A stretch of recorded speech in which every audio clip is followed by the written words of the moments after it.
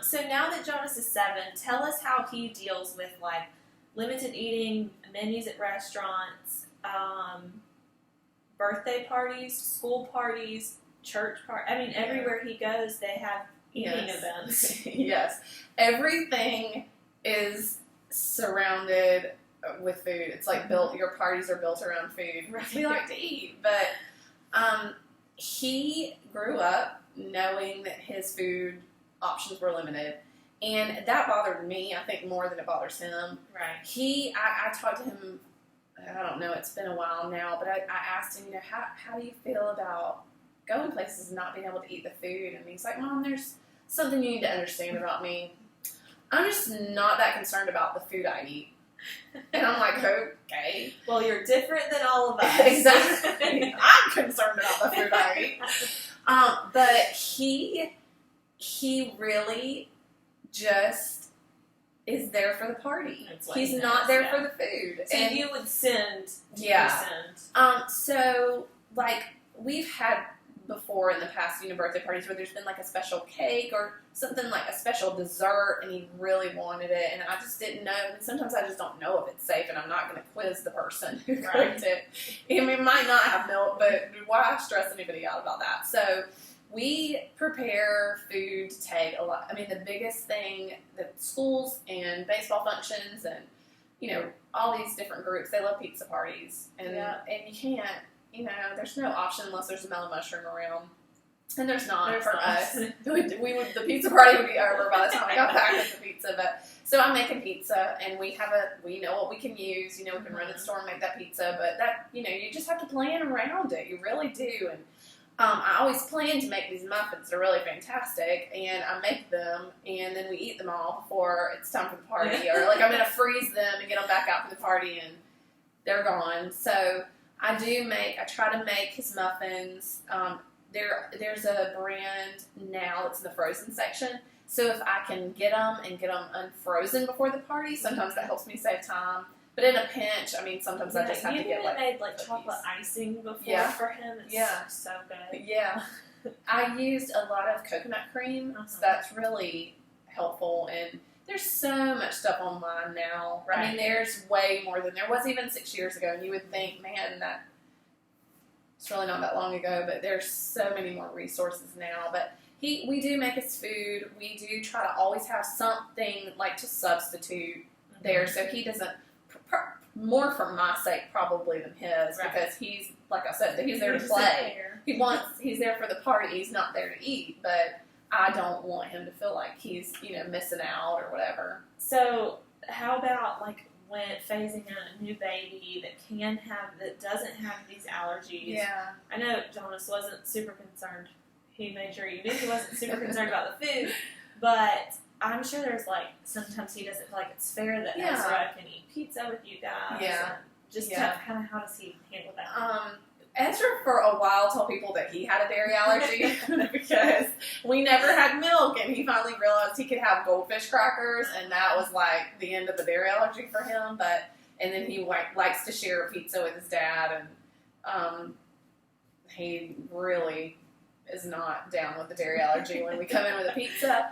But Jonas, for the most part, there's not dairy in our house. Mm-hmm. I mean, if there's goldfish crackers, that's it. And they're for Ezra to take to preschool or, to have as a snack when Jonas isn't here. But for the most part, they eat pretty much the same thing.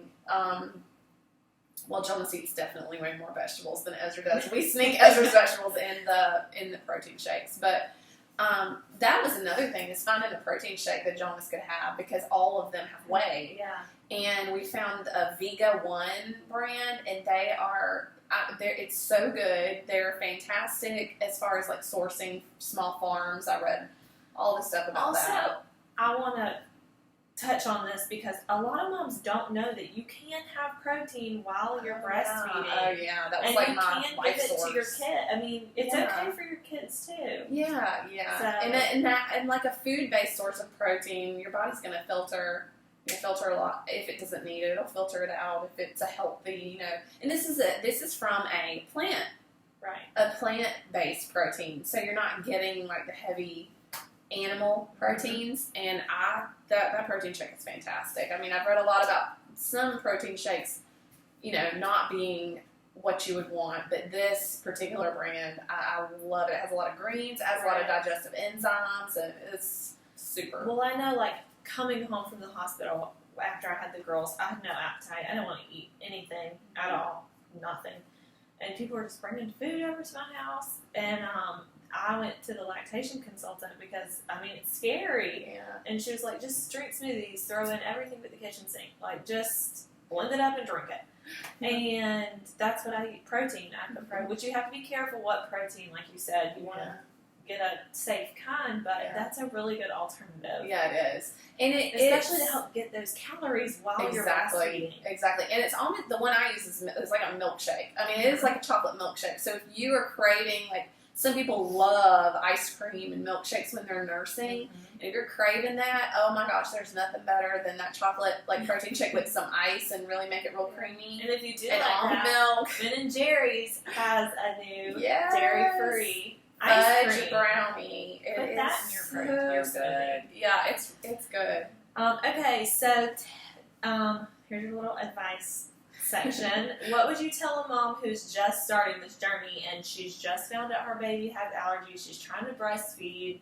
Some advice that you would give her? So be patient and keep it really simple. It can be very overwhelming when you're trying to make your Southern mama, comfort food recipes and leave out all the dairy, because, like, that's probably 75% of the recipe. So I would say, like, stick with meats and vegetables and fruits and things that you don't have to do a lot of thinking about. Like, if it's a rotisserie chicken, and you can identify the ingredients on the side of it and it doesn't have dairy.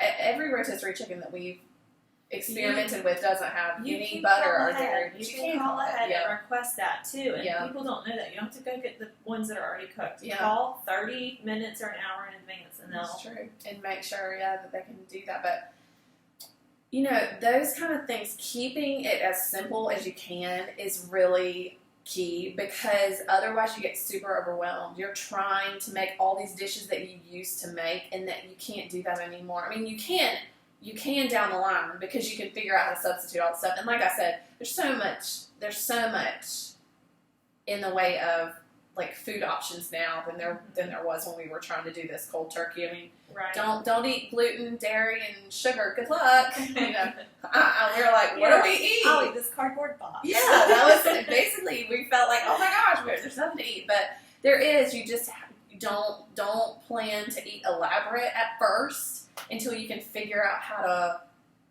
substitute and how things work. And I know for you, I mean, after 6 years, it's second nature. Like, you know what you can cook, you know what you can use, you know what's in certain things that are familiar to you. Yes, so it does get easier. It does definitely get easier, and I think part of what we've experienced is, be patient, keep it simple, and just show yourself some grace. Like, don't think that you have to, like, you're a bad mom if you're only getting, this small group of foods at first, because you'll live, like, you get your calories, make sure you're getting your calories so your nursing baby gets their calories, even if you have to eat, the same few foods over and over and over again. Until I think we ate, like, it was something, I think baked chicken or something that, we ate it for months because it was, like, the only thing and it's not that there aren't other things out there, but you're so overwhelmed by getting this information, and you're so overwhelmed by, like, the new baby, and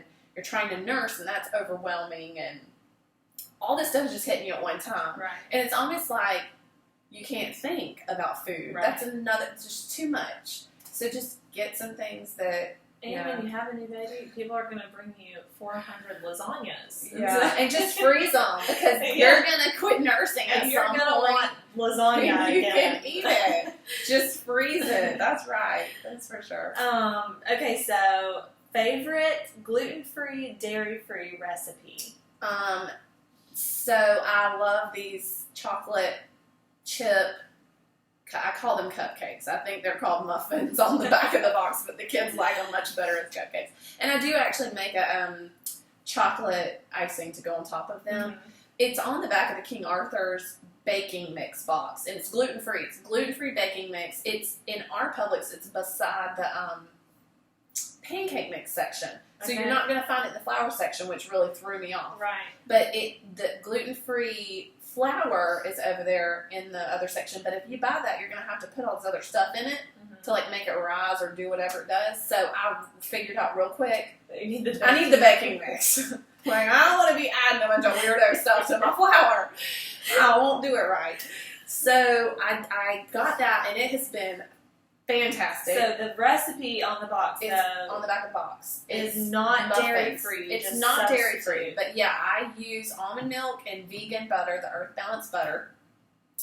And I dump in vegan chocolate chips because I think it just makes the muffins. Like, you get it out of the oven and they're like melty in the muffin, and you just want to like. Oh, and a lot of people do think I would- once you substitute these things, it's not going to taste good. Yes. But you can't tell. You really can't, Like- and it cooks exactly the same. My husband grew up in a town where, like, you just eat fried chicken, I guess. I don't know.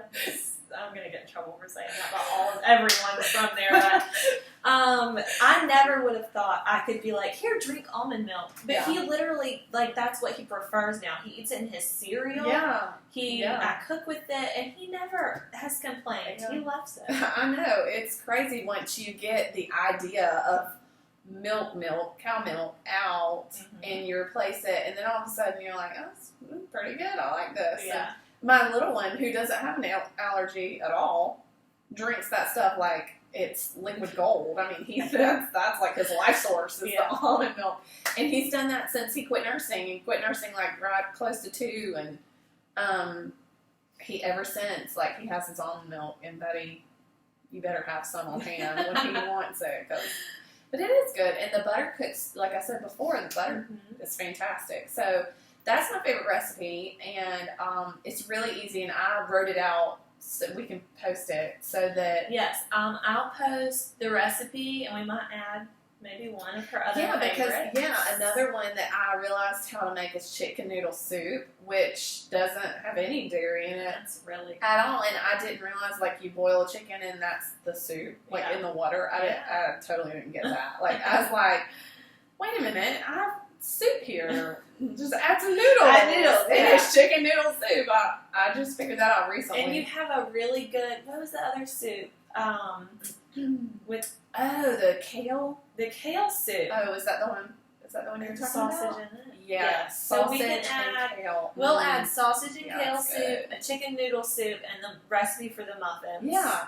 On the do that. post, so you can just refer to it. You don't have to whip out your pen and paper. Check You your know, post. a lot of people also don't realize that almond milk has the same or more amount of calcium as More. cow milk. I More. looked up that. Yeah, Yes. that's cool. But I was worried about that at first because I felt like Jonas isn't getting any dairy. He's not getting any of this stuff you would normally get your calcium from. Kale and broccoli have like huge amounts of calcium in it. So we do try to like get a lot of that in our diet to make up for, if we're missing out on cheese or something that would have some usable calcium in there. But so that's good to know too. And yeah, that soup is really good. It's one of my favorites.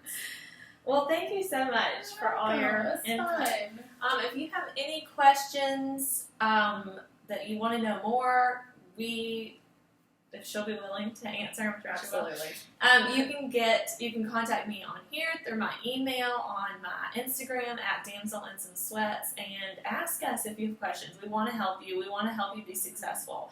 So don't hesitate, and thank you for watching.